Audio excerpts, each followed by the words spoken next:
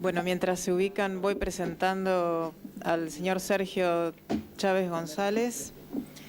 Tiene un currículum muy extenso, voy a resumir algunos puntos. Cuenta con más de 35 años de experiencia en la Unión Nacional de Avicultores, desempeñando diversas funciones de liderazgo. Es presidente de la Comisión de Estadísticas y Estudios Económicos del IEC y embajador para América Latina en el mismo organismo. En su experiencia laboral es consejero del Consejo Mexicano de Desarrollo Rural Sustentable, del NAFTA Egg and Poultry Partnership, del International Poultry Council y del Instituto Nacional Avícola. Trabajó también en la Secretaría de Agricultura y Recursos Hidráulicos en diversas áreas. Es representante no gubernamental del sistema Producto de Zagarpa. Es delegado suplente ante la Asociación Latinoamericana de Avicultura, integrante de CONAPROS y secretario de la Fundación Campo, Educación y Salud.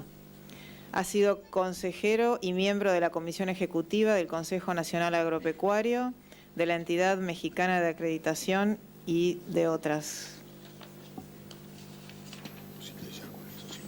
¿Cómo? Ya con eso sí. Está suficiente, bueno. Es licenciado en Administración de Empresas, cuenta con 3 diplomados y entre otras actividades importantes ha sido parte del equipo negociador de diversos tratados de libre comercio, coordinador general de los 2 congresos latinoamericanos de avicultura de Acapulco y Cancún y de otros nacionales. Y el que viene. Y bueno, y ha sido conferencista en diversos foros nacionales e internacionales sobre la actividad. Bueno, antes que nada, pues agradecer a CEPA, a CAPIA, la invitación para estar con ustedes el día de hoy en la tarde. Pues veo que desafortunadamente la gente ya se está yendo y mejor empezamos antes de que ya no haya más que yo solo aquí platicando. Por otro lado, me gustaría clarificar antes de empezar, porque va a ser más rápida mi plática tratando de acortar los tiempos, que yo, como comentaban en mi currículum, tengo 36 años trabajando en la organización. La Organización de Avicultores de México es como CAPIA y CEPA juntos los dos. Allá representamos huevo, pollo y pavo. Todas las empresas avícolas están afiliadas a la organización, lo cual es el 100%. Y mi relación día con día es básicamente con los dueños de las empresas o con los directores en empresas que están institucionalizadas a nivel nacional. O sea, esta relación lo quiero comentar porque en la plática lo que yo voy a comentar y lo que voy a decir, pues es realmente el sentir del avicultor, del dueño de lo que sucedió, tratando de pasar un poco por lo que le costó a la industria, porque al final prácticamente no hay compensación o no hubo compensación, y algunas recomendaciones que me gustaría hacerles. Y es importante porque por aquí una persona me dijo que el día de ayer había dicho cosas, pero yo ayer no hablé. El que habló fue Armando Mirande, yo soy Sergio Chávez para servirles. Entonces empezamos. Bueno, primero que nada me gustaría comentar, esta es la agenda, es muy breve, pero es un poquito la cronología del brote de influenza aviar que México tuvo en el 2012, el impacto económico que representó para la industria avícola el H7N3 y algunas recomendaciones y comentarios finales. Y es importante que vean las fechas, porque los que son investigadores, médicos veterinarios, científicos, se van a dar cuenta que trabajamos muy rápido y que, bueno, al final a lo mejor no tomamos la mejor decisión. Durante el verano del 2012, la industria avícola mexicana sufrió un brote que nosotros consideramos, al igual que los Estados Unidos, el más grande de la historia de México, y lo consideramos casi catastrófico. El brote fue altamente patógeno, H7N3, pero principalmente, si recuerdan, fue en el estado de Jalisco, y Jalisco representaba en aquella época el 55% de la producción de huevo de todo el país. En el 2013, 14, 15, 16 e incluso 17 ha habido nuevos brotes, por supuesto ya de menor intensidad, ahorita lo vamos a ver más adelante, porque México, como comentaba ayer la doctora Cora Suárez, ha implementado un programa de vacunación contra H7N3 y definitivamente, bueno, pues no hemos podido erradicar la enfermedad, está bajo control, pero difícil su erradicación. Y bueno, y estos son los hechos. El dilema ayer lo planteaba Armando Minadé, yo no platiqué con él, pero el dilema era destrucción, despoblación o vacunación. Y en realidad, pues el dilema no existía. Más que nada lo que teníamos que hacer nosotros era encomendarnos a la Virgen de Guadalupe, porque no había dinero para compensar, porque en ese momento no había una vacuna que pudiera proteger qué estaba pasando. Déjenme comentarles que de manera personal, yo nunca en mi vida, en los 36 años que tengo en la Unión, había visto tan preocupados, tan angustiados, tan desconcertados a los avicultores, porque prácticamente, como lo comentaban el día de hoy en la mañana, estaban perdiendo su patrimonio, pero de manera acelerada. De hecho, ayer platicaba con Javier Prida, que había algunos productores que me decían, oye, yo voy en la tarde a ver cómo están mis aves, veo que están cacaraqueando y al otro día las veo deprimidas y en la tarde están muertas el 100% de las aves. Entonces, bueno, nosotros al igual que, como debe de ser, nos coordinamos directamente con lo que es Senacica, Senasa de acá, y prácticamente el 18 de junio del 2012 fue cuando empezamos a platicar con la autoridad, porque había algo raro en las granjas, los médicos veterinarios no sabían exactamente qué, la mortalidad era impresionante, y también ahí es muy importante la capacidad de diagnóstico, porque seguramente cuando empieza a haber este tipo de signos, probablemente la enfermedad estaba incubándose un poco antes, ¿no? Nosotros pensamos que empezó en mayo, pero pues a lo mejor no se dieron cuenta y poco a poco va evolucionando en el tiempo. El 21 de junio hacemos una junta de consejo extraordinaria en la Unión, en donde, esa es nuestra sala de juntas, en donde estábamos evaluando con la autoridad, pues qué alternativas había, qué íbamos a hacer. El 22 de junio, en aquella época era el secretario de Agricultura, platicamos sobre los avances, qué posibilidades existían, nos comentaba la misma secretaría que había vacunas en Turquía, que había vacunas en Europa, que había algunas dosis que podíamos importar, tomando en cuenta que en ese momento pues empezaba a haber mortalidad e iba poco a poco progresando. Nos hablaban de 2 o 3 millones de dosis, pero en realidad van a ver que eso, por supuesto, no iba a alcanzar absolutamente para nada.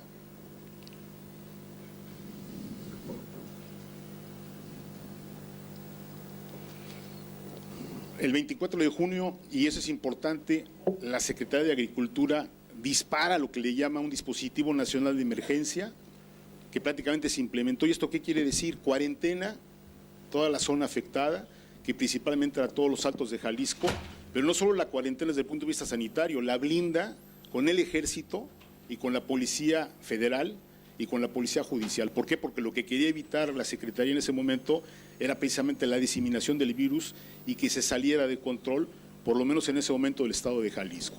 Se confirma que es H7 y en ese momento también se confirma que es N3. Todo esto, por supuesto, tomando en cuenta que se hace una muestra que se ratifica en Estados Unidos, en donde se sabe que es H7N3. Y como comentaba la doctora Cora Suárez el día de ayer, si ven ustedes, pues prácticamente el foco pues empieza en la parte de Acatic, de Tepatitlán, pero poco a poco se va esparciendo. Ella traía el día de ayer algunos focos, perifocos y la zona buffer, en donde prácticamente ya abarcaba casi todo el estado de Jalisco. Luego nosotros el 3 de julio realizamos otra junta de consejo extraordinaria porque no sabíamos en realidad con qué estábamos lidiando, qué estaba pasando, y como les comenté, una angustia tremenda de los avicultores, y ahí tomamos varios acuerdos. El primero era buscar elaborar una vacuna de calidad a la brevedad posible. El segundo era contratar un despacho de profesionales experto en manejo de crisis, porque acuérdense que va a empezar, y eso sucede en México, la prensa a preguntar qué está pasando, que se están muriendo las aves, que hay gente que se está enfermando, y es importante contener también en el punto de vista mediático, porque luego, yo no sé si pasa acá en Argentina, pero en México lo que está buscando la prensa son las malas noticias y no las buenas noticias. Crear un fondo, un fideicomiso de apoyo para la compensación. En aquel momento no teníamos fondo para compensar, no teníamos un autoseguro, no teníamos algo que hubieras creado. Un comité técnico y científico de expertos de diferentes áreas del gobierno federal y de iniciativa privada para poder platicar prácticamente todos los días como en un cuarto de guerra. Promover la creación de un banco genético de semillas y cepas, tomando en cuenta que Estados Unidos también tiene un cepario, México tiene algo y es algo que hemos estado buscando. Y una de las cosas importantes, que es lo que voy a presentar ahorita, elaborar un estudio sobre el impacto económico que podía tener el brote. En aquel momento, por eso les pongo las fechas, no sabíamos hasta dónde podía llegar, se lo encargamos a un despacho de gran prestigio, no nosotros lo hicimos, sino lo hicieron unos externos que también le dieran tranquilidad al gobierno, y la credibilidad de lo que estábamos diciendo estaba basado en modelos econométricos, en regresiones económicas y en una serie de información que seguramente el gobierno iba a tomar en cuenta para tomar algún tipo de decisión. El 11 de julio, este era el director general de lo que es Pronavive, es la productora nacional de semillas. Prácticamente yo me reuní con él, porque al final lo que hicimos como organización, es importante ver esas experiencias, que ayudamos a coordinar con el gobierno federal, no solo el hecho de que parte de nuestro capital como organización lo pusimos a la orden del gobierno federal. Nosotros prácticamente dimos varios millones de pesos para que se empezaran a elaborar análisis y diagnósticos y tratar de que el gobierno tuviera una semilla con la que se pudiera elaborar la vacuna, y al final firmamos el primer contrato para que en cuanto estuviese la vacuna, la organización junto con el gobierno ayudara a distribuirla en un estado en el que, como les dije, representaba el 55% de la producción nacional de huevo. Pero entonces ya empieza a cambiar también el tono, porque cuando empieza a haber un problema de precio y de abasto, interviene la Secretaría de Economía. La Secretaría de Economía en México es la que vigila qué está pasando con la distorsión, a qué se debe, y ellos no entienden de temas sanitarios, ellos entienden de inflación, entienden de tipo de cambio, entienden de economía, y bueno, se empezaba a desbordar un poquito ya por ese lado, porque fíjense lo que pasa con el precio. Estamos hablando de que cuando se avisa del brote, por ahí del 18 de junio, vean lo que pasa con el precio del huevo al productor.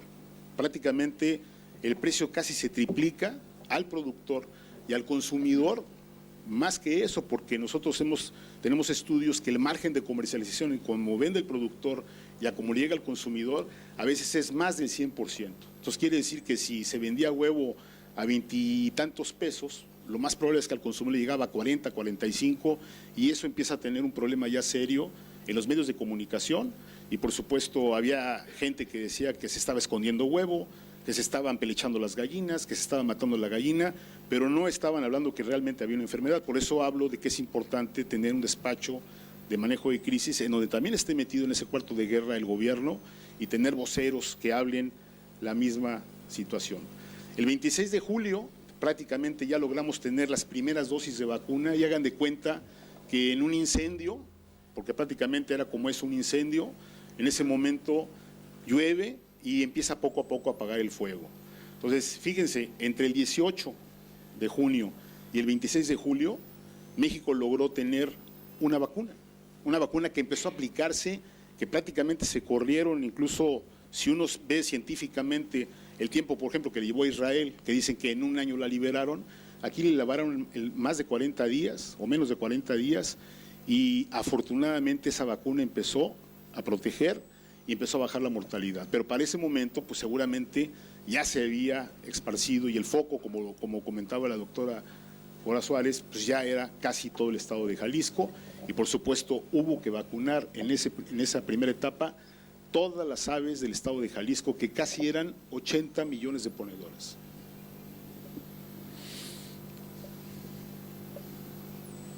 Era lo que les comentaba, ayudamos a distribuirla, y después el 26 de julio, después de ver precisamente qué impacto podría tener económico, ahí está su servidor, el secretario de Agricultura, ahí le presentamos por primera vez este estudio del que yo hablaba, en donde queríamos que el gobierno de primera mano, a través del secretario de Agricultura, conociera el impacto económico que podía tener, y a su vez convertirse también en vocero con economía y con el propio presidente de la República, porque fue tan importante el brote que por primera vez en muchos años, ya habíamos estado en el pasado, estuvimos con el presidente de la República en 2 ocasiones, y él quería entender qué estaba pasando con la influenza aviar, qué era, qué impacto podría tener, pero la primera línea de comunicación es directamente con el secretario de Agricultura. Entonces, ¿qué fue lo que hicimos? Le realizamos el estudio, y el estudio tiene modelos para cuantificar. Yo hace rato le comentaba a Carlos Inesi, le dejé una copia del estudio completo, es muy largo, pero ojalá lo pudieran compartir, porque yo creo que sería interesante para ustedes que, aunque no tengan ningún problema, vayan trabajando algún tipo de modelo para que determinen cuál es el costo de la industria avícola, como si tuviera un brote. Ahorita comentaban del seguro, de la parte que hay un riesgo, pero ahorita que están en época de tranquilidad, que no hay ningún problema y ojalá no lo haya, yo creo que es el momento de hacer un estudio parecido. Ustedes pueden utilizar por supuesto sus modelos y sus economistas, pero es importante que vean que hay una pérdida de la industria, de los ingresos de la actividad, del bienestar de los humanos, del control de prevención, lo que aquí ya se ha hablado. Los costos indirectos y directos, de la rama salarial, del empleo directo, de menores insumos demandados, porque ustedes imagínense, yo conocí de manera particular a un avicultor que tenía 3 millones de ponedoras y prácticamente en 21 o 22 días se quedó con 0 producción, se le murieron todas absolutamente. Y entonces, imagínense, queda con el inventario, se queda sin flujo, se queda sin huevo, y el señor, ¿qué va a hacer? ¿De qué va a vivir? Y eso es algo delicado y serio. Y entonces, bueno, otro tema que es importante y que está metido en el estudio es que en México, por lo menos en aquella época, 20 millones o casi 19 millones de familias prácticamente han venido incrementando su consumo de huevos. Si se fijan, esa es una encuesta que viene de lo que es INEGI. INEGI es la que mide la parte de estadística, y del 1992 que había más de 11 millones de familias que consumían huevo, llegamos hasta 19. ¿Por qué? Porque el huevo en México se había convertido en un producto muy accesible, de mucha disponibilidad, y también por eso se explica que México sea el primer consumidor de huevo fresco en el mundo. Nosotros estamos en 23 kilos por habitante, prácticamente sin ninguna campaña de publicidad. Pero ustedes se dan cuenta cómo opera, por ejemplo, las amas de casa, cómo operan los restaurantes. Pues prácticamente la gente en México todos los días religiosamente come sus 2 huevitos revueltos a la mexicana, como quiera, ¿no? Pero es un gran consumidor de huevo en el desayuno. Poco se industrializa y van a ver que prácticamente casi nada se exporta. Y entonces, ¿qué hicimos con el estudio? Construimos 7 escenarios posibles. Empezamos con 2,5 millones de ponedoras de despoblación y nos fuimos hasta una desaparición total de lo que viene siendo la avicultura de Jalisco o de los Altos de Jalisco. Y le pusimos precisamente el valor que tenía, que es la parte importante. Nosotros dijimos, bueno, Jalisco representa tanto la producción nacional y a su vez cuánto representa a los Altos de Jalisco del propio estado. Hay muy poquita producción fuera de lo que es los Altos de Jalisco, que es Tepatitlán y San Juan de los Lagos, representa prácticamente el 80-85%. Entonces, bajo ese esquema construimos prácticamente toda nuestra base. Luego nos fuimos también a la encuesta de trabajo, los empleos que genera la industria, y bueno, el empleo directo de 75,000 trabajadores, ya lo que son los Altos representaba 31,000 empleos, ahí están todos los empleos de la gente que trabajaba en ese momento. Y bueno, lo llevamos a otros trabajadores, a trabajadores en procesamiento, a trabajadores en cría, y también le dimos un valor, porque la gente, como les decía, aunque ya no tenga aves, pues tiene a la gente que contrató, y entonces tiene sueldos que está pagando. Es muy difícil, el gobierno interviene, oye, pues ahorita por lo pronto no los vayas a despedir, pero págales, y bueno, esa es la parte importante, ¿no? Luego tiene también la derrama salarial generada por la industria de huevo, otro tipo de trabajadores, o sea, cuánto vale lo que la gente trabaja, y del total de 1,796 millones conforme a los sueldos de aquella época, 1,347 millones representaban los Altos de Jalisco. Luego la pérdida por la derrama salarial es esta, o sea, lo que vieron son las gráficas de lo que estábamos cuantificando, y esta es un poquito la gráfica que vamos formando de los costos directos e indirectos para llegar a un total que ahorita van a ver de lo que nosotros pensamos que costó el brote de influenza aviar. Después nos fuimos también a los granos, o sea, la materia prima que Jalisco representa, imagínense, 55% de la producción, en lo que son materias primas, básicamente granos forrajeros y pastas oleaginosas, pues los Altos su demanda es de 1,7 millones de granos forrajeros, maíz o sorgo, y 0,5 millón de toneladas de pasta de soya. Igual, lo cuantificamos y ponemos una cantidad. Y luego, igual que ahorita comentaban en seguro, esos eran los valores que tenían las aves desde un día de nacido hasta prácticamente su agotamiento, 70 semanas. Entonces, porque nosotros no sabíamos si realmente íbamos a poder conseguir alguna cantidad para compensación, ni tampoco conocíamos en ese momento cuál era la edad a la que se había manifestado la enfermedad, cuál había sido la mortalidad en total, porque eso se va haciendo poco a poco, y qué edad tenían las aves. Y bueno, ahora sí que poniendo todo como una licuadora y sacando información, todo lo que yo les puse ahí, pues ahí entonces nos vamos a los 7 posibles escenarios, y sumado lo que es el costo indirecto y el costo directo, nosotros lo que calculamos es que la despoblación del 2012 a la industria avícola le costó 708 millones de dólares de aquella época. Ese es el dato oficial de despoblación en el 2012, son 22.400.000 aves, 708 millones de dólares en costo y una afectación en el mercado de huevo. O sea, aquí les pongo ya una gráfica de otros años. Aquí pueden ver cómo reacciona el precio hasta los 20.90. Luego viene una época en donde el gobierno toma algunas medidas, y las medidas que toma más bien son como de cierto tipo de represión, por así decirlo, porque nos se avienta encima a la Procuraduría General del Consumidor, nos avienta encima a gente de la Secretaría de Economía, y con eso tratan de contener un poquito el tema de los precios y el abasto, pero luego otra vez, fíjense cómo vuelve a llegar a niveles diferentes. Incluso ya no traje el 2014 y 15, pero volvió a repuntar el precio hasta niveles de 30 pesos al productor. O sea, si estábamos en 10.90, nos fuimos a 20.90, luego nos fuimos a 24.90, en el 2015 nos fuimos a 30 pesos que llegó a vender el productor. Y eso también tiene otro tipo de costos que voy a comentar más adelante, porque no solo es el impacto económico, sino entonces ya entra la parte política, y cuando ya un político de otro nivel, como el propio presidente de la República, quiere tomar medidas, se complica la solución. Y eso fue lo que sucedió. El 24 de octubre, si ustedes se recuerdan, en esa época ya sabíamos que había cambio de gobierno, ya venía un nuevo presidente, y se alcanzan a leer ahí en la parte de abajo, dice protegiendo la industria avícola nacional. Era el presidente Calderón, y él oficialmente dio por terminado el brote de influenza aviar. O sea, no había que construir ninguna barrera, como ningún muro como lo quiere hacer Donald Trump, no había que poner ninguna malla pajarera. Él dijo, se acabó la influenza aviar, básicamente porque su gobierno terminaba, y dice, bueno, pues yo le heredo al que venga lo que pase. Y entonces, ¿qué ha pasado en realidad? Y ese también es un dato oficial. En el 2012 hablábamos de 24 millones de ponedoras, 98% eran postura, 2% reproductoras pesadas. En el 13 se da un brote en postura de 30% de 7.400.000, 20.4% en reproductoras pesadas. En el 14, 3.708.000, 1.588.000 en el 2015, 4 millones en el 2077, 151.000, incluso ese reporte que ven al final, que el 100% de postura, es el reporte último que el gobierno federal subió a la OIE de 155.000 aves, otra vez en Tepatitlán, Jalisco, que es donde fue el brote original, y prácticamente el brote pues ya cumplió 5 años, ya le hicimos su pastel, ya pagamos las velas, pero en total vamos en 40 millones de aves en estos 6 años, despobladas y sacrificadas, prácticamente sin ninguna compensación.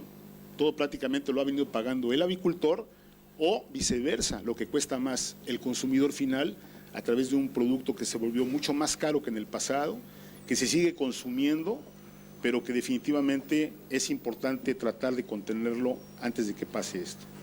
Bueno, y si usamos ese mismo modelo, quiere decir que entonces a la fecha hemos sacrificado 39 millones de aves de diferentes soluciones zootécnicas y por el brote de influenza aviar, y bueno, y al final es un costo de 1.471 millones de dólares en esos 5 o 6 años. Si recuerdan, el día de ayer alguien comentaba, y lo vamos a ver ahorita de la gente de Estados Unidos, que el brote había costado 3.3 billones, pero estamos hablando de 50 millones de aves, o sea, más o menos es consistente con los costos que estamos manejando en esta parte, ¿no? Luego, ¿y cuál ha sido el desempeño de la industria? Y vamos a ver ya qué efectos tiene. Si se fijan, la parte de arriba, en el caso del huevo, hasta el 2010, 2011, esa barrita amarilla que ven, ya son importaciones de huevo. O sea, México hasta el 2011, 2010, prácticamente todo el huevo que producía era nacional y la importación era mínima. Y poco a poco va creciendo. El 2017, pues apenas llevamos un pedacito, pero yo creo que este año, el 2017, va a ser la mayor cantidad de importación de huevo de Estados Unidos a México. Probablemente no represente mucho, puede llegar a representar el 4 o 5% de la producción nacional, pero fíjense lo que pasa con el pollo. También el pollo fue afectado porque, si se recuerdan, hubo problema en reproductoras pesadas y el precio del pollo también se ve afectado igual. Y vean esta barra que es roja u ocre, quiere decir que el porcentaje de las importaciones o la dependencia de México de importaciones cada vez es mayor. Lo pongo desde el 94, cuando inicia el TLC, que era más o menos un 3 o 4%, y en el 2017 puede ser que lleguemos a que el 15% de la producción nacional sea complementada con importaciones principalmente de Estados Unidos y algo ya de Brasil. ¿Qué recomendaciones finales? ¿Y qué ha pasado? ¿Qué otros impactos hay? La industria, después del 2012 y todo lo que les comento, no crean que tiene tanta credibilidad por parte de las autoridades. Es un problema serio con el que hay que estar lidiando. El gobierno abrió cupos de importación libres de arancel con los que México no tiene tratado de libre comercio, y en ese sentido, bueno, el que más ha aprovechado esos cupos ha sido Brasil, con carne de pollo a México. Sé también que Argentina está en situación de venir a inspeccionar sus plantas y puede también aprovecharlo, dependiendo qué producto. Hay que recordar que México, las importaciones que recibe, 75% es básicamente pierna y muslo de los Estados Unidos de Norteamérica.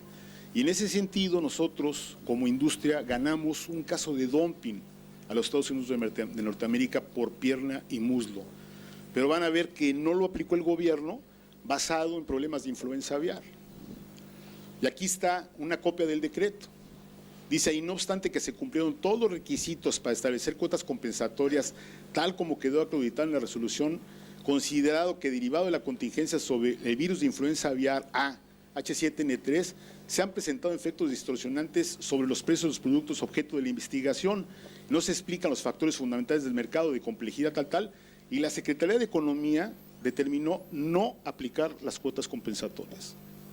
O sea, aquí dice que aún un caso de dumping, el gobierno dice, oye, yo no voy a aplicar cuotas compensatorias porque entonces los productos agrícolas que importamos de Estados Unidos se van a encarecer, le voy a pegar a la inflación y seguramente va a haber problemas con el público consumidor por pagar precios más caros.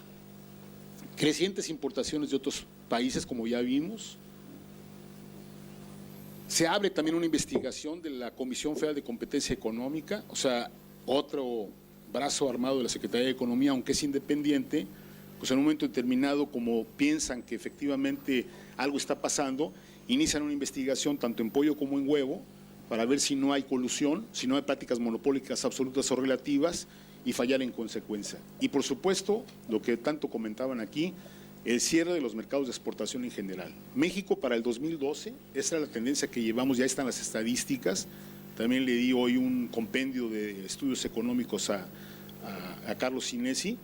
Iba a terminar casi con $100 millones de exportación de todo tipo de productos. O sea, estábamos exportando huevo fresco a África, huevo procesado a Europa, algo de carne de pollo a Japón. Empezábamos con algo en los países árabes, ahí están pues, las fracciones arancelarias, y después del brote y los embargos que se dan y el hecho de que México pierde esta credibilidad, pues prácticamente yo les podría decir que ahora la exportación este año, cuando muchos serán $10 millones, cuando ya tendríamos que estar a lo mejor en $200 millones de exportación. Entonces esa no salida de algunos productos con el crecimiento que tiene la industria, con el consumo per cápita, por supuesto, va a haber afectado el mercado nacional. Y hoy, en el caso del huevo, tenemos un problema de sobreproducción y problemas de precio, problemas difíciles donde la gente está perdiendo dinero. ¿Qué recomendaciones finales? Yo creo que lo que comentaban aquí, nunca dar por descartado y estar preparados. Yo creo que, igual que le pasó a México en el 94, yo lo viví, de baja a alta el H5N2 brotó, no fue tan catastrófico como el H7N3, pero bueno, nunca pensábamos que iba a haber un nuevo serotipo o otro brote y menos de esa alta patogenicidad. Fortalecer en todos sentidos la unidad de la industria y la solvencia económica. Generar una relación institucional sólida con las autoridades. O sea, alguien aquí comentaba, y eso es cierto, en la parte de Senacica, en este caso Senasa, es importante que vayan de la mano. Y por supuesto va a tener que operar la autoridad de la salud humana para que todos hablen, por lo menos es lo que nosotros recomendó el despacho de manejo de crisis, el mismo idioma, porque sí, con una prensa que desafortunadamente a lo mejor está buscando una nota roja, es la única manera de contener. No puse aquí qué fue lo que sucedió, pero yo creo que en el 2012, prácticamente entre radio, televisión y prensa, tomamos como 3,000 entrevistas. Entonces, prácticamente lo que decía el doctor Enrique Sánchez Cruz, prácticamente nosotros de otra manera, desde el punto de vista empresarial, también había que decir algo similar, porque si no, entonces empieza uno a pisar los callos y es peor, ¿no? Contar con un despacho de comunicación experto en manejo de crisis, nosotros lo hicimos y nos funcionó. O sea, no hay que pensar que uno es todólogo y que conoce de comunicación y que conoce de marketing, hay que buscar a alguien que eduque, hay alguien que le dé también esa parte de contención y que empiece a desarrollar lo que son los voceros calificados en todos sentidos. Puede ser un médico veterinario, puede ser un nutriólogo, puede ser el dueño, puede ser la autoridad o alguien que representa a la Cámara, pero tienen que estar alineados. Generar un fideicomiso, y esa es la parte que nosotros no hemos logrado, con todo y que supimos ahorita lo que les dije, lo que el brote costó, hasta la fecha no hemos podido ni armar un fideicomiso, ni crear un fondo contingente, aunque lo hemos buscado a nivel de gobierno federal y de legisladores, que se decrete. Por ejemplo, en México, no sé si lo conozcan, pero cuando hay daños catastróficos a la agricultura por huracanes, por problemas que son, como dicen, son de Dios, el gobierno federal se opera lo que le llama el plan de N3. Entonces dice, bueno, si se perdió la cosecha de maíz o se perdió la cosecha de aguacate, tienen varios miles de millones de pesos para compensar. Sí le entra a la parte agrícola. Y nosotros lo que hemos dicho es, igual, si existe la legislación, ¿por qué no también tener ellos una reserva como gobierno federal y poder también compensar en este caso por daño catastrófico a la industria avícola? Claro, puede ser privado, puede ser en este caso con apoyo del gobierno, pero hay que creer en el comienzo. Y en caso de que estás un brote, pues lo que siempre decían aquí, ¿no? Informar de inmediato a las autoridades para evitar mayores pérdidas. La notificación oportuna, créanmelo, que es muy importante. Yo por eso comentaba que muy probablemente cuando viene esta oleada, esta gran preocupación el 18 de junio, lo que dicen los técnicos es que probablemente a fines de mayo empezó a dar esos ciclos de influenza, no se diagnosticó a tiempo, y cuando empezamos a ver el tema, pues ya prácticamente había llegado a todo el estado de Jalisco y como vieron posteriormente a otros estados de la República, ya con una vacunación que se va poco a poco controlando, no existen estas mortalidades, pero de esa parte no hemos todavía salido. Pues muchas gracias y les agradezco su atención.